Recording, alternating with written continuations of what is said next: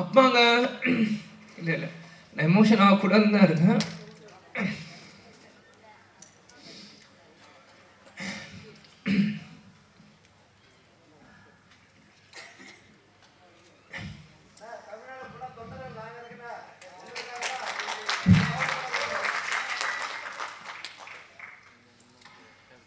Captain எங்கேயும் போல நம்மளோட தான் இருக்கார். இவங்க இவ்வளோ நேரம் நம்ம எல்லாரும் பேசுனாங்களே, இதுதான் கேப்டன். கேப்டன் எல்லார் உள்ளத்துலையும் இருக்கார்.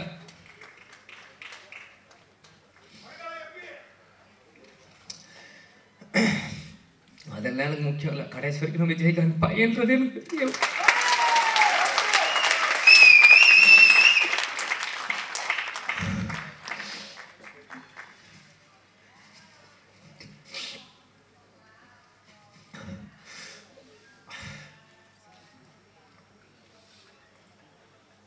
ஏன்னா சிங்கம்புலி என்ன சொன்ன மாதிரி தான் தமிழ்நாடு ஒரு நல்ல தலைவரை இழந்தது.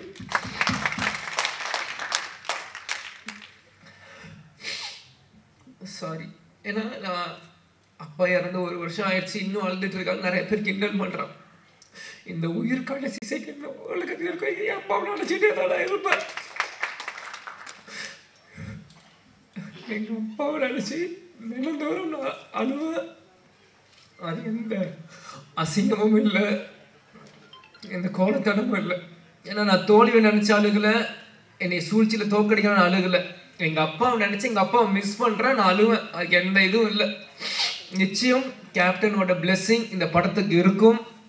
அங்கே இருக்க ஒவ்வொரு ஃபோட்டோவும் என்னோட ஸ்கூல் புக்கில் நான் படிக்கும்போது எங்கள் அப்பாவோட ஃபோட்டோ ஒவ்வொருத்தையும் எங்களோட ஒரு நோட்லேயும் எங்கள் அப்பாவோட ஸ்டிக்கர், இந்த படங்கள் நான் வரும்போது இது எல்லாமே நான் பார்த்தேன். கேப்டன் அந்த ட்ரெயின் ஃபைட்டில் அந்த குதிரையில் வந்து அந்த ரெட் கோட்டில் போட்டு சண்டை போடுறதா இருக்கட்டும், குதிரையில் வரதா இருக்கட்டும், ஒன்றும் என்னோட எல்லா 150 படங்கள் நீங்கள் இன்னைக்கு கூட நீங்கள் எந்த படம் ஒரு செகண்ட் இந்த ஒரு சின்ன சீன் காமிச்சிங்கன்னா கூட இது கேப்டனோட எந்த படம்னு நான் சொல்ல முடியும். ஏன்னா சின்ன வயசுலேருந்து எங்கள் அப்பாவை ரசித்து ரசித்து ரசித்து ரசித்து எனக்குள்ளே ஏற்றிக்கிட்டு இந்த இடத்துல நான் நிற்கிறேன்னா கேப்டன் எங்கேயும் இல்லை, நம்ம கூட தான் இருக்கார்.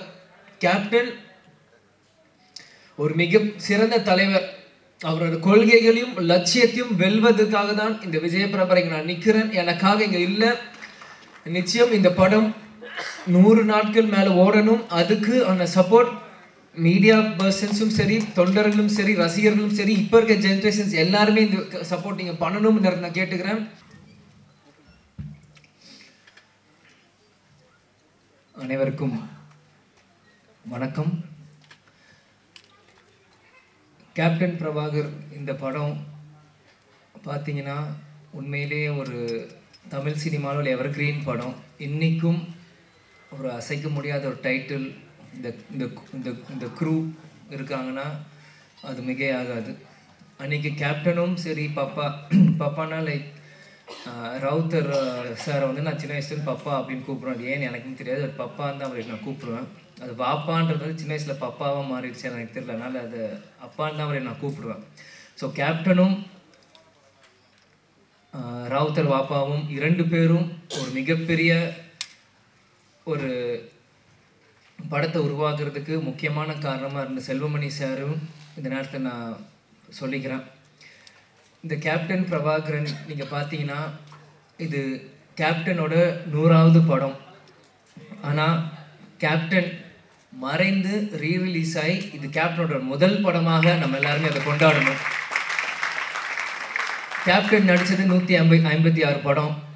அதில் 100வது படம் கேப்டன் பிரபாகரன் தான் இது முதல் படம். இதே மாதிரி நான் நடிச்ச 150 படத்துக்கு மேலேயும் இனி வரும் ஒரு வருஷம் அதை ரீரிலீஸ் பண்ணி இப்போ இருக்க எங்கள் யங்ஸ்டர்ஸ்க்கும் இப்போ இருக்க ஜென்ரேஷன் அது மாதிரி ஜென்சி கிட்ஸ் அப்படின்னு சொல்கிற மாதிரி இப்போ இருக்க ஜென்ரேஷன்ஸ்க்கு அன்னைக்கு கோல்டன் பீரியடில் சினிமா இன்றைக்கி வந்து டிஜிட்டலாக இருக்குது. அன்றைக்கி ரீல் காலத்தில் ரீல்ஸ் செல்வமணி சார் சொன்ன மாதிரி அன்றைக்கி எப்படிலாம் கஷ்டப்பட்டு இந்த மாதிரி ஒரு படைப்பை உருவாக்கணும் அவங்க இன்னி இருக்க ஜென்ரேஷன்ஸ்க்கும் ஃபிலிம் இன்ஸ்டியூட் ஸ்டூடெண்ட்ஸ்க்கும் இது ஒரு கேஸ் ஸ்டடி மாதிரி இந்த படங்கள் ரீரிலீஸ் பண்ணும்போது தான் அப்பற்பட்ட 80s 90s அந்த இருக்க டைரக்டர்ஸ் ப்ரொடியூசர்ஸில் எப்படிலாம் கஷ்டப்பட்டு ஒரு படத்தை எடுத்தாங்களோ இப்போ இருக்க யங்ஸ்டர்ஸ்க்கு அது நிச்சயமாக அது புரியும். இன்னைக்கு இந்த கமலா சினிமாவிலேருந்து நம்ம பேசிகிட்டு இருக்கோம். வரும்போது முதல்ல அந்த கமலா தேட்டர் ஓனர் வந்து நீங்கள் வெல்கம் டு கமலா அப்படின்னு சொன்னார். சின்ன வயசுலேருந்து கேப்டன் படங்கள் எத்தனையோ படங்கள் கமலா தேட்டரில் விசில் அடித்து நான் பார்த்துருக்கேன். ஞாபகம் இந்த தேட்டர் எனக்கு கொடுக்குது. பிறகு ராவுத்தர் பப்பாவும் கேப்டனும் எப்படிலாம் ஒரு ஃப்ரெண்ட்ஷிப்பாக இருந்து பல படங்கள் அவங்க தயாரித்தாங்க. அது அதில் 60-70% எல்லாமே மிகப்பெரிய ஒரு ஹிட் அந்த படங்கள் எல்லாமே. அதே மாதிரி பார்த்தீங்கன்னா கேப்டன் பிரபாகர் டெக்னீஷியன்ஸ் அப்படின்னு பார்த்தீங்கன்னா இன்றைக்கி இவங்க எல்லாருமே சினிமாவின் ஜாம்பவான்களாக இருக்காங்க. நம்ம எல்லாருமே ஒரு டைம் ட்ராவல் பண்ணி ஒரு 34 இயர்ஸ் முன்னாடி போவோம். இன்றைக்கி எப்படி அவங்களாம் அன்றைக்கி இருந்திருப்பாங்களோ இன்றைக்கி அதே வேகத்தை அதே உத்வேகத்தோடு தான் ஒவ்வொருத்தவங்க பேசும்போது அவங்க நான் கண்ணிலையும் அவங்க இதில் நான் பார்த்தேன். இன்றைக்கி ஏன்னா இந்த படத்தோட ஃபைட் மாஸ்டர் சுப்ரசூரன் சாராக இருக்கட்டும், கேமராமேன் ராஜராஜன் சாராக இருக்கட்டும், ஏன்னா எல்லாருமே எனக்கு சின்ன வயசுலேருந்து எனக்கு பரிச்சயம். எனக்கு எல்லாருமே தெரியும். கேப்டன் இங்கே இருக்க ஒவ்வொருத்தரும் மேடையில் இருக்காங்க. இந்த படத்துக்காக உழைச்ச ஒவ்வொருத்தையும் கேப்டன் எப்படியெல்லாம் அவங்களை வந்து இன்றைக்கி இவங்க எல்லாருமே கேப்டனை பற்றி புகழ்ந்து பேசுகிறாங்க. ஆனால் கேப்டன் ஒவ்வொரு நாள் ஷூட்டிங் முடித்து ஒவ்வொரு ஷார்ட்ல இருந்தும் இன்னைக்கு எப்படி ஃபைட் நடந்து எங்களை எல்லாருமே கூப்பிட்டு எங்களுக்கு சொல்லுவார், அப்பா எப்படிலாம் இந்த படத்தை நாங்கள் பண்ணியிருக்கோம். ஏன்னா இன்னைக்கு மன்சூர் சார் அண்ணன் சாராக இருக்கட்டும், இன்னைக்கு செல்வமணி சாராக இருக்கட்டும், லைகத் அலி அண்ணன் சாராக இருக்கட்டும், எல்லாருமே இன்னைக்கு என்னென்ன பேசுகிறாங்களோ இது எல்லாமே எனக்கு தெரியும். ஏன் இதை நான் சொல்கிறேன்னா அப்பா வந்து இது ஒன்றுமே எங்கள்கிட்ட வந்து சின்ன வயசில் எங்களை வந்து ஷேர் பண்ணுவார். எல்லாமே இன்னைக்கு ஷூட்டிங்கில் என்ன நடக்குது, இன்றைக்கி எப்படி அந்த ஷார்ட் இன்றைக்கி எப்படி நடந்தது அப்படின்ட்டு. ஸோ இது எனக்கு வந்து ஒரு டைம் ட்ராவல் ஆன மாதிரி தான் எனக்கு இருக்குது. இன்றைக்கி ஒரு 30 வயசு மேலே இன்றைக்கி வந்து நான் பேசுகிறப்போ அன்றைக்கி நான் குழந்தையாக இருந்தப்போ எனக்கு என்னெல்லாம் இந்த படத்துக்கு பண்ணாங்களோ எல்லாமே எனக்கு வந்து டைம் ட்ராவல் இருக்கிற மாதிரி இன்றைக்கி இருக்குது. அன்னைக்கு இருந்த இளைஞர்கள் இன்றைக்கி ஜாம்பவான்களாக இருக்காங்க. இந்த பொறுப்பு இன்னைக்கு இருக்க இளைஞர்களுக்கு நம்ம வந்து இந்த படத்தை நம்ம தூக்கி கொண்டாடணும். இது நம்மளோட பொறுப்பு. ஏன்னா இப்படி இருக்கும்போது தான் இந்த மாதிரி பல படைப்புகள் இன்னைக்கு இருக்க யங்ஸ்டர்ஸ் பார்க்க முடியாத படங்கள் இன்னைக்கு திரும்பி வரும். இன்னைக்கு பார்த்தீங்கன்னா ஏன் இதை சொல்கிறேன்னா டெக்னீஷியன்ஸ் நம்ம மேக்கப் மேன் ராஜாவனா இருக்கட்டும், இன்னைக்கு நம்மளோட இல்லை நம்மளோட ராஜேந்திரன் காஸ்டியூமர் அவராக இருக்கட்டும், இன்னைக்கு எல்லாருமே கேப்டனை ஒவ்வொரு விதமாக ரசித்து தான் இன்னைக்கு கேப்டனாக இன்னைக்கு ஒரு 150 படம் பண்ணியிருக்காங்கன்னா இங்கே இருக்க ஒவ்வொருத்துக்குமானவர் எல்லாரும் கடமையிலும் பொறுப்பும் இருக்குது. இன்னைக்கு நீங்கள் பார்த்தீங்கன்னா இன்றைக்கி ரம்யா கிருஷ்ணன் மேடமாக இருக்கட்டும், இன்னைக்கு அந்த ஆட்டமாக தேரோட்டம் இன்றைக்கும் அவங்க நடந்து வரும்போது நாங்கள் பார்த்தேன். எனக்கு அவங்க நடந்து வரும்போதே எனக்கு அந்த பாட்டு மைண்டில் எனக்கு அடிக்க ஆரம்பிச்சிருச்சு. அந்த இளையராஜா சார் மியூசிக் அப்படின்னு அவங்க நடந்து வர மாதிரியே தான் எனக்கு அது இருந்தது. இன்னைக்கு சரத் சார் இன்னைக்கு வந்து சுப்ரீம் ஸ்டாராக இருக்கும்போது இந்த படத்தில் இருக்கும்போது நான் அப்படியே அன்றைக்கி அதை கனெக்ட் பண்ணுறேன். அன்றைக்கி எவ்வளோ இளமையாக ஒரு மிஸ்டர் மெட்ராஸ் அப்படின்னு டைட்டில் எடுத்து அந்த படத்தை ஆரம்பிச்சிருக்கும் போது சரத் சார் இந்த படத்துக்கு எவ்வளோலாம் கஷ்டப்பட்டுருப்பார். செல்வமணி சார் சொன்ன கழுத்தில் உடஞ்சிருந்து இது ப்ராப்ளம் இருந்தது. இந்த மாதிரி பல விஷயங்கள் இவங்க பண்ணியிருக்காங்க. அதே மாதிரி மன்சூர் அலிகான் அண்ணா வந்து அவர் வந்து நான் சின்ன வயசுலேருந்து அவரோட நான் எந்த ஷூட்டிங் போனாலும் என்னை தூக்கி வச்சு விளையாடுவார், கொண்டு வர கேப்டன் ஷூட்டிங் முடிச்சோடனே சண்டை போடுவார். அவருக்கு தெரிஞ்ச விளையாட்டு எல்லாமே ஃபைட்டு தான். அதுக்கு பிறகு ஒரு சண்டை அப்படின்னா மன்சூர் அலிகான் அவரோட தான். ஏன் இதை நான் சொல்கிறேன்னா ஷூட்டிங் தாயகம் அப்படின்னு ஒரு படத்தில் போகிறப்போ இவ்வளோ பெரிய மூக்கு இப்படி வச்சுட்டு குண்டு மணாலியில் பின்னாடி வந்து பயமுறுத்துறது, எங்களை தூக்கிட்டு போகிறது, அவங்களோட டாட்டர்ஸ் ரூபியாக இருக்கட்டும், இந்த மாதிரி எத்தனையோ பேர் அவங்களோட சின்ன வயசில் நாங்கள் பழகி இருக்கோம்.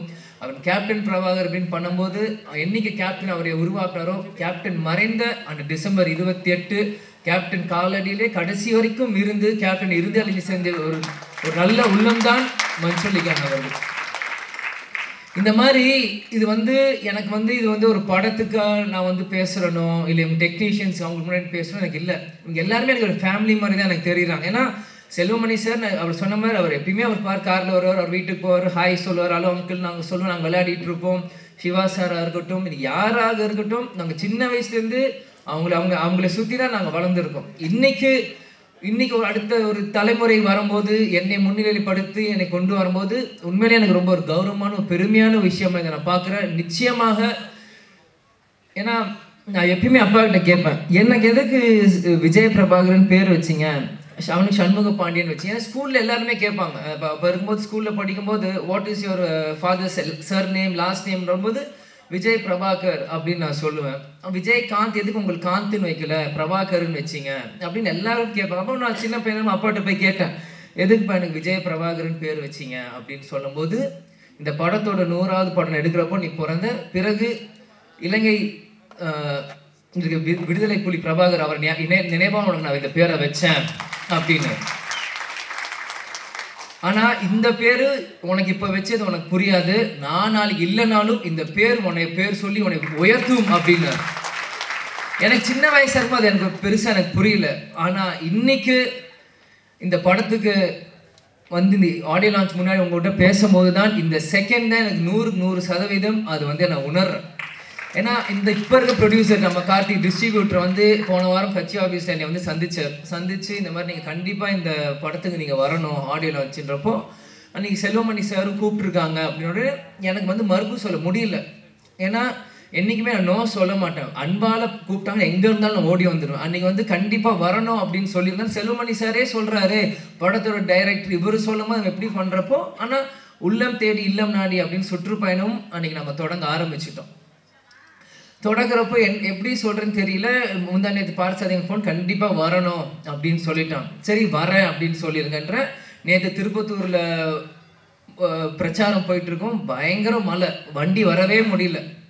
என்ன இருந்தாலும் சரி நாளைக்கு பிரச்சாரம் முடிந்து நைட் 10 மணிக்கு மேலே கிளம்பி காலையில் வந்து சேர்ந்து இன்னைக்கு முன்னாடி வந்து நிற்கிறேன். ஏன்னா இதுதான் கேப்டன் எங்களுக்கு கற்றுக் கொடுத்துருக்குறார். நீ நம்ம குடும்ப விழாவுக்கு போறியோ இல்லையோன்னு கவலை இல்லை, உன்னை அன்பால் கூப்பிட்டா நம்ம கட்சிக்காரனும் சரி சினிமாக்காரங்க யார் கூப்பிட்டா அந்த செகண்ட் போய் நிற்கணும்ட்டு ஒரு வார்த்தை கொடுத்துட்டோன்னா அங்கே போய் நிற்கணும். இதுதான் சொல்றார்.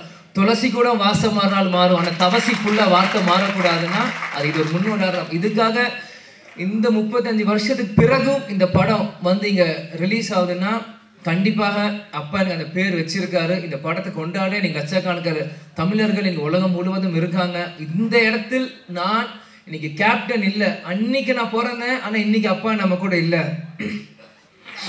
இருந்தாலும் நம்ம அந்த இடத்துல போய் நிற்கணும். கேப்டனுக்கு பதிலாக நம்ம போய் இருக்கணும். இந்த படத்தை கேப்டன் இல்லாட்டியும் எங்க அப்பாவை இந்த விஜய் பிரபாகர் நான் கொண்டாடணும் இந்த யூனிட்டோட சேர்ந்து இன்னைக்கு நான் வந்து இருக்கேன். அம்மா கூட சொன்னாங்க எதுக்கு ஷம்மு தான் சென்னையில் இருக்க போட்டு. இல்லை நான் போகிறேன், நான் வரேன்னு சொல்லிட்டு நான் போகிறேன். எவ்வளோ தூரமாக இருந்தாலும் சரி நான் வரேன். முடிச்சுட்டு நாளைக்கு காலை திரும்பியும் வந்து சுற்றுப்பயணம் நான் கலந்துக்கிறேன். ஆனால் இன்னைக்கு மற்ற எந்த படம்னா கூட நான் யோசிச்சிருப்பேன். ஆனால் இந்த டைட்டில் இந்த கேப்டன் பிரபாகருக்கு இந்த விஜய் பிரபாகர் கண்டிப்பாக வரணும். அப்பா இல்லாத நேரத்தில் இந்த விஜய் பிரபாகர் கண்டிப்பாக இங்கே இருக்கணும் அப்படின்னு சொல்லி வந்து இந்த விழாவில் நான் பங்கேற்றதுக்கு எனக்கு உண்மையிலே ரொம்ப சந்தோஷமாகவும் பெருமையாகவும் இருக்குது. நான் வாழ்ந்த இந்த வாழ்க்கைக்கு முதல் பலன் நான் அடைஞ்சிட்டேன் அப்படின்னு தான் நான் நினைக்கிறேன். ஏன்னா சின்ன வயசுலேருந்து எல்லாருமே என்னை வந்து பிரபாகரன் போது நீ அந்த படத்தப்போ பிறந்த அப்பாங்க இல்லை நான் எமோஷன் ஆகக்கூடாதுன்னு தான் இருக்கேன்.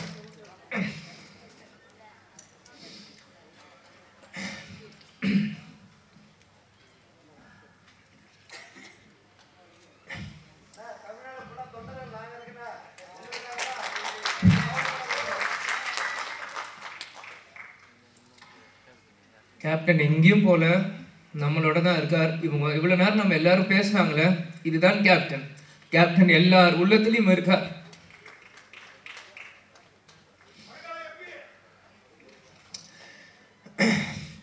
அதெல்லாம் எனக்கு முக்கியம் இல்லை. கடைசி வரைக்கும் நம்ம விஜயகாந்த் பையன்றது எனக்கு தெரியும்.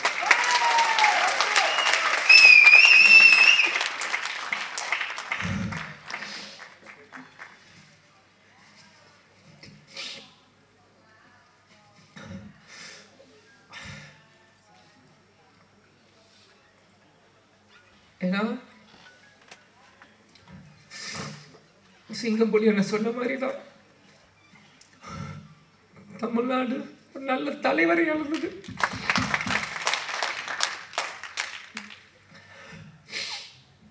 சாரி. ஏன்னா நான் அப்பா இறந்து 1 வருஷம் ஆயிடுச்சு, இன்னும் அழுதுட்டு இருக்காங்க. நிறைய பேர் கிண்டல் பண்றான்.